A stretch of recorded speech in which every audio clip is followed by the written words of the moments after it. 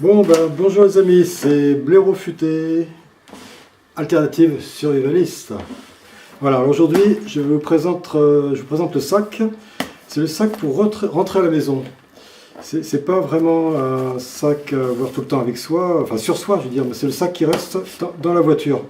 En cas de problème climatique, par exemple des grosses chutes de neige qui font que la bagnole est coincée, une aberration climatique, ce qu'on appelle, ce qui risque de se produire de plus en plus souvent maintenant, ou un problème quelconque, un problème écologique ou social, etc. Si bien qu'on se retrouve coincé, on ne peut plus prendre sa voiture pour rentrer chez soi. Donc qu'est-ce qu'on fait dans ces cas-là? On attrape le sac qui est à l'arrière de la voiture, et qui est dans son coffre, qu'on a préparé préalablement, qu'on appelle un sac de retour à la maison, par exemple. Alors, déjà à l'extérieur du sac, j'ai mis une boussole, parce que ça permet de se repérer, de suivre le nord. Et alors, je vous montrerai que dedans j'ai une carte. Et ça, c'est quelque chose que j'ai toujours avec moi, par contre, c'est un kit EDC. J'ai des lampes de vélo qui clignotent pour me signaler en cas de problème la nuit, ça peut servir tout le temps. Une lampe, un petit LED comme ça. Ça, très important, l'éclairage, c'est fondamental. Et j'ai raccroché dessus, j'ai attaché dessus une petite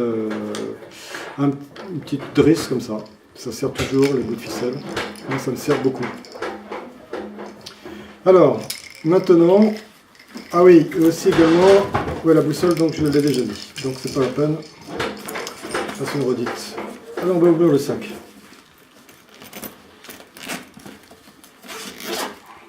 Bon, j'ai considéré que ça peut prendre des fois peut-être 3 jours, 4 jours, ouais, c'est pour un retour qui va durer entre 3 et 4 jours. Pour pouvoir tenir le coup si les conditions sont difficiles, s'il y a du stress. Alors, peu importe, ça peut être vraiment n'importe quoi, inondation, tremblement de terre, tout ce qu'on veut. Donc là, j'ai tout ce qu'il faut pour pouvoir rentrer à la maison. Donc un contenant, un quart, tout simplement, un quart en inox, qui peut me servir pour prendre de l'eau, pour puiser de l'eau, qui peut me servir également pour chauffer.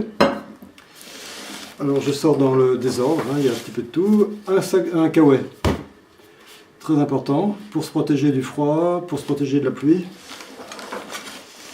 Ça, c'est ce petit appareil, un petit réchaud à bois qui permet d'avoir une combustion très, très forte, accélérée. Ça, je pense que beaucoup de gens connaissent déjà. Un petit réchaud pyrolyse.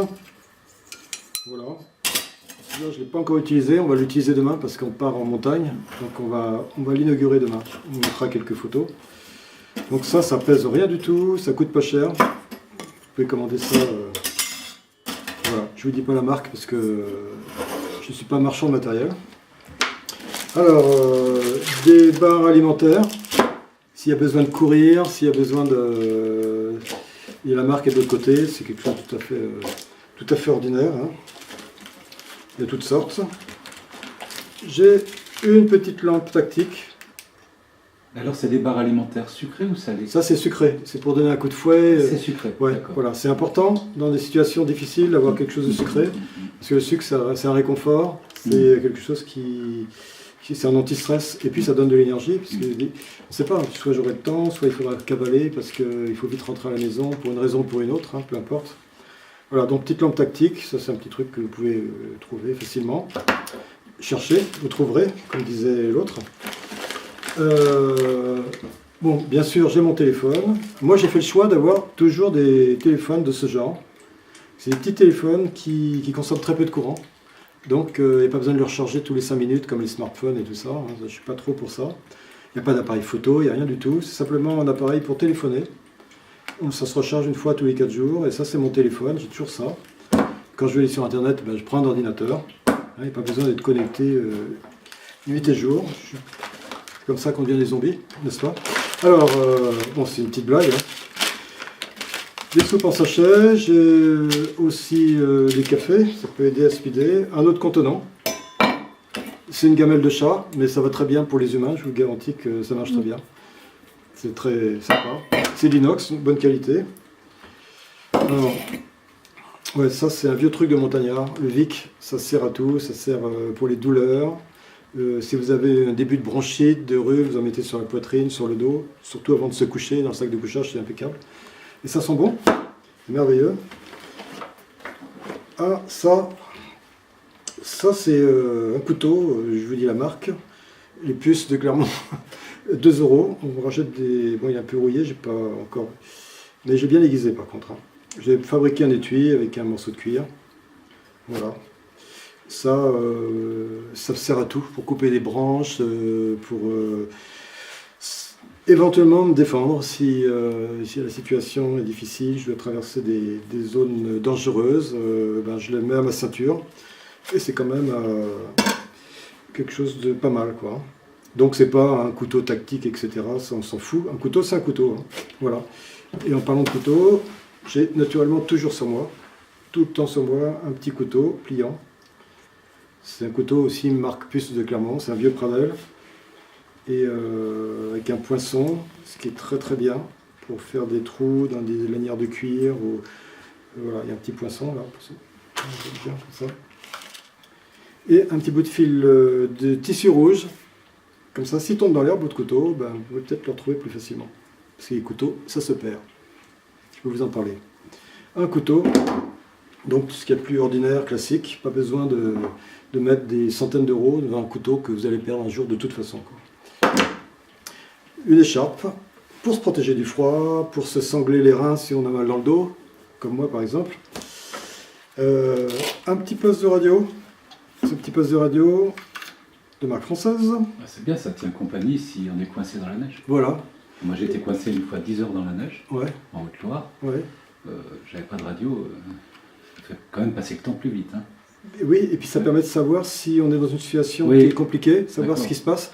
Parce que souvent les services publics vont faire passer des informations par la radio, disent ben, restez cachés, sortez pas, ou dirigez-vous vers tel endroit. Ah, là tu parles en cas de catastrophe sociale ou naturelle. Ou climatique, voilà. naturelle, Voilà. grave. Donc petit poste de radio, avec, essayons de mettre quand même des piles dedans qui soient chargées. Très bien.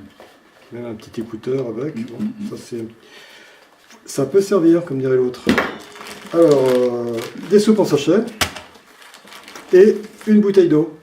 J'ai pris le parti de prendre qu'une petite bouteille parce que je suis censé rentrer à pied. Alors c'est pas beaucoup.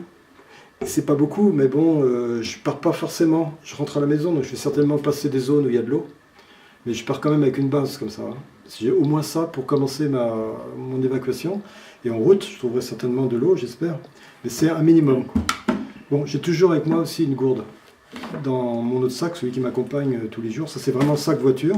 Donc j'ai de l'eau. J'ai encore de l'eau dans ma voiture en plus. Hein. J'ai encore peut-être 2 litres d'eau dans des bouteilles. Donc c'est bien d'avoir de l'eau. Puis même si je pète le radiateur de ma voiture, ou si j'ai une fuite, je peux toujours remettre de l'eau comme ça. Alors de la corde.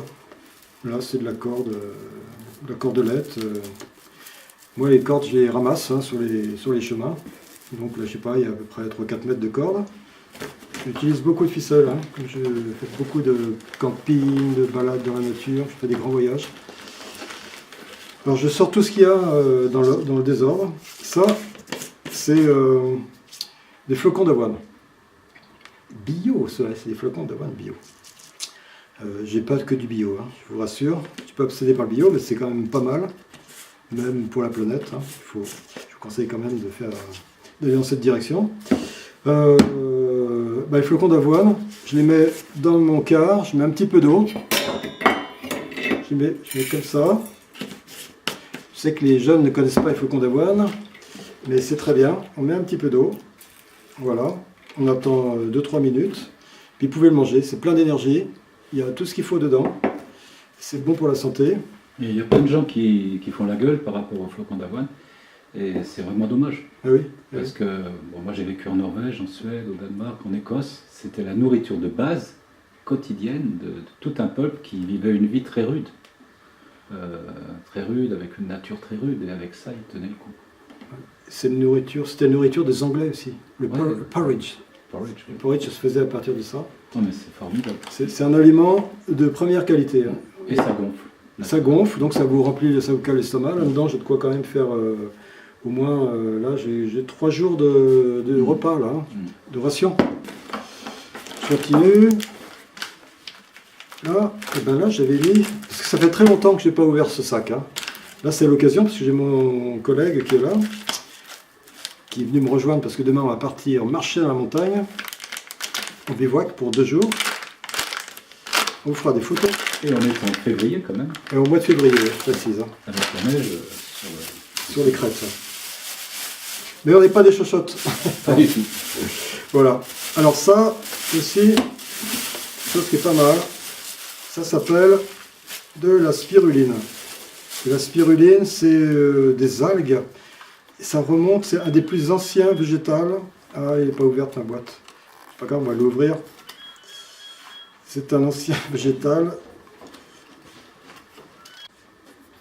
Donc je vais vous montrer un petit peu à quoi ça ressemble, la spiruline. Voilà, j'ai ouvert la boîte spécialement pour vous, mes amis. Donc voilà, c'est une espèce de petite paillette, comme ça, c'est des algues desséchées qui ont un pouvoir protéique extraordinaire.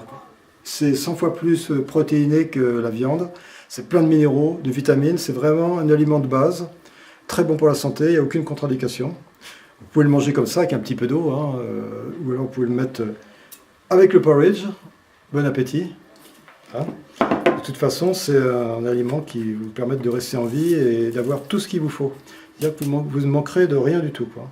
Il y a toutes les gammes de vitamines dedans, les vitamines B, vitamine C, enfin tous les oligo-éléments. C'est un aliment complet et qui est très bon pour la santé. Alors, je continue. On va laisser là, les spirulines. Et une petite boîte de purée de marron. Alors là, il y a une application, mais ça, je vous ferai une vidéo spéciale là-dessus. Si vous avez des enfants, voilà, je vous expliquerai. Il y a une application ludique avec la purée de marron. Mais pour l'instant, on en fait un aliment de survie.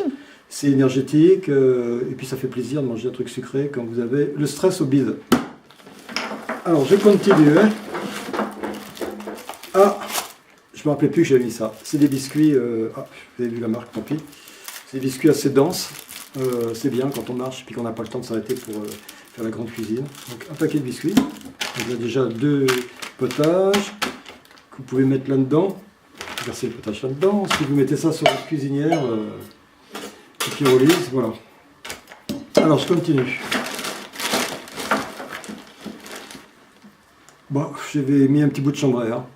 Moi je suis un grand consommateur de chanvre à air parce qu'avec ça, on fait vraiment beaucoup de choses avec le chanvre à air.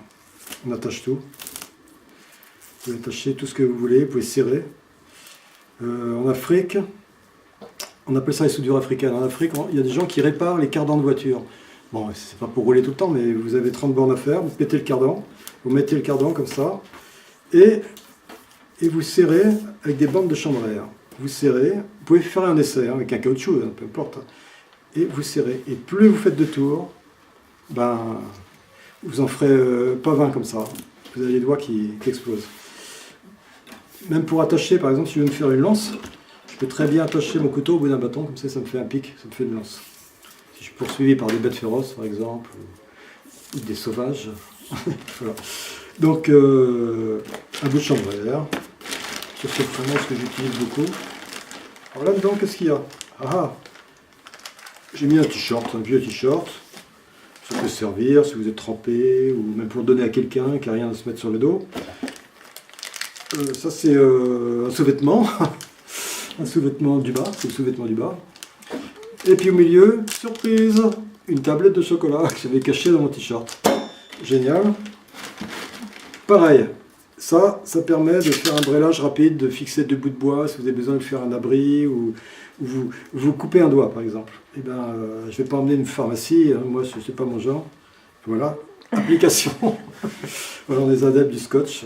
À une époque, je ferais les chevaux. Avec une petite compresse dessous, un scotch dessus. Et voilà. Oui, si on n'a pas de compresse, on peut prendre du PQ, un petit en pharmacie. Voilà. Je donne un petit truc, si on se coupe et qu'on a une blessure ouverte, prendre un oignon, prendre la pellicule transparente intermédiaire dans les couches de l'oignon, c'est désinfectant, c'est antiseptique, ça ne colle pas à la peau. Antibiotique. Antiseptique, oui. Et ça fait un pansement extraordinaire, complètement naturel. Voilà. Je rajouterai un oignon comme ça. Alors, voilà, un oignon. Alors pour ceux qui n'ont pas d'oignon, je je vous conseille de mettre une petite bouteille. Alors je l'ai emballée pour pas qu'elle se casse. C'est un petit flacon. Et dedans, dedans j'ai mis de l'essence de lavande. Enfin du lavandin exactement. C'est du lavandin, donc ça a les mêmes propriétés que l'oignon. Enfin peut-être pas aussi bien, mais ça désinfecte. Voilà, si vous avez une plaie, ça tue toutes les Voilà, saloperies. c'est un cadeau de la maison. Et voilà, un oignon. Donc essence de lavande et un oignon, avec ça vous êtes sauvé, vous pouvez aller jusqu'au bout du monde. Voilà. Alors qu'est-ce qu'il y a d'autre dans mon sac? Il y en a des trucs, hein. Enfin, de pied. Ah, j'avais quand même emmené des... Là c'est mon côté bourgeois, j'avais emmené des petits mouchoirs, donc vous ne serez pas obligé de vous prendre l'oignon, mais vous faites un sandwich avec. Oh, un CD. Bah, ça j'ai mis ça pour faire un miroir. Parce que si par exemple vous vous coupez la figure ou vous avez besoin de voir une partie de votre corps qui n'est pas visible, vous pouvez vous servir de ça. Et même pour vous raser, ou bon, c'est un miroir, pour se regarder dedans. Voilà, c'est pas indispensable, mais bref. Quand j'ai fait mon sac, je suis tombé là-dessus, je sais ça pourrait servir. De la ficelle verte, je la mets à côté de la noire, et de la paracorde. Si là j'en ai 4 mètres à peu près, si je dois descendre un mur, je peux m'attacher avec ça. C'est avec ça que vous portez à l'aise un bonhomme. Vous pouvez porter énorme avec ça. Ou pour tirer une charge, voilà. Bon, la paracorde, c'est pratique. Qu'est-ce que j'ai d'autre? Du fil de nylon. Alors, c'est pas parce que j'ai l'intention de pêcher, mais c'est aussi un lien. C'est un fil discret. Si vous voulez sécuriser vos campements la nuit, vous tirez un fil de nylon à hauteur de jambe et puis vous accrochez à quelque chose qui fait du bruit. Ça donne l'alerte. Vous avez le temps comme ça de sortir de votre sac de couchage et de sortir votre couteau. Voilà. Ensuite, j'ai trouvé ça, je ne me rappelais plus que j'ai mis ça. Alors ça, c'est une petite bouteille avec du liquide physiologique. Si vous mettez un bout de bois dans l'œil, une poussière, une mouche, une guêpe, je sais pas, une corne de rhinocéros, quelque chose comme ça, après vous pouvez, si vous avez mal à l'œil, voilà. Qu'ai-je encore? Ça, bon, si jamais vous avez envie de vous laver les dents, vous avez une brosse à dents, ça peut servir. Alors je découvre, hein, ça fait longtemps que j'ai fait ce sac. Un petit bout de papier, de toile émerie. La toile émerie, ça me sert à aiguiser mon couteau. Aiguiser le couteau avec la toile émerie. On arrive comme ça à avoir un couteau qui coupe comme un rasoir. Et j'ai encore au fond de mon sac un autre petit sac, et dans ce petit sac, je fais des modules dans le sac plastique, ça protège de l'eau. Si jamais c'est mouillé, il y a le sac qui protège. Et dedans, j'ai une carte de ma région. J'ai une carte touristique de la région où j'habite, et puis une autre carte un peu plus précise. Donc comme ça, je ne serai pas perdu s'il n'y a plus de route, plus de panneaux, plus de rien du tout. Ça avec la boussole, normalement, je dois pouvoir rentrer chez moi. C'est chez moi que je vais, parce que je vais peut-être ailleurs. Je vais peut-être chez ma bonne amie, ou... un autre tube de lavande, voilà, comme ça on ne manquera pas de désinfectant. Alors, qu'ai-je encore? Dernier module.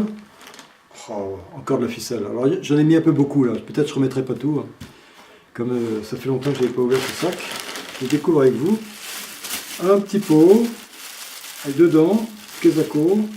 Ah, ça c'est intéressant. Dans ce petit pot là, j'ai mis de l'argile blanche. Ça peut être de l'argile verte, c'est pareil. L'argile blanche, si vous avez un problème au niveau des intestins, de l'estomac, vous chopez une saloperie, comment on appelle ça,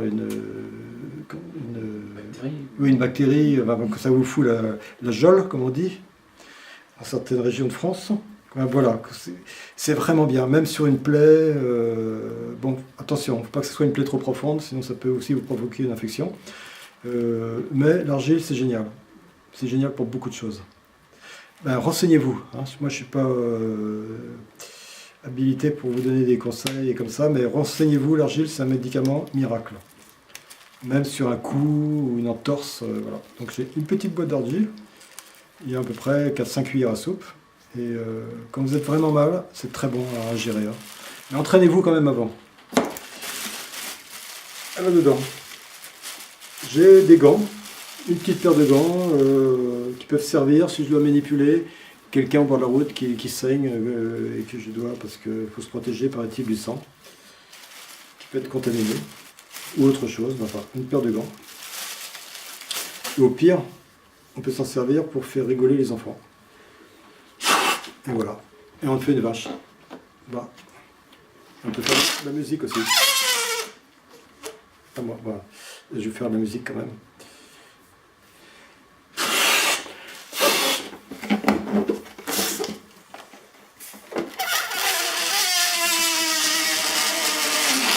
Voilà, c'était magnifique. Donc là, vous allez faire rire les enfants en même temps. Des fois, en survie, c'est bien de faire rire les enfants. S'ils sont stressés, hein, s'ils ne veulent pas manger ou s'ils pleurent, voilà, parce qu'ils ont perdu leur mère, écrasés sous 3 tonnes de débris, etc. Voilà, c'est pour un petit peu ramener un peu de la gaieté dans les environs. Alors, vous avez compris que c'est du 2e degré, j'espère. Alors, une paire de chaussettes. Bon, une paire de chaussettes, ça ne sert pas à grand-chose, si ce n'est que c'est pour se les mettre aux pieds. Et alors, on peut faire également des gants. Hein. Alors, dedans, les chaussettes, c'est normal. J'avais une boîte de sardines. C'est normal qu'on mette les sardines dans les chaussettes. Tout le monde fait ça. Alors, à la tomate. C'est des protéines aussi, voilà. Hein, toujours pour l'idée de rester 4 jours minimum.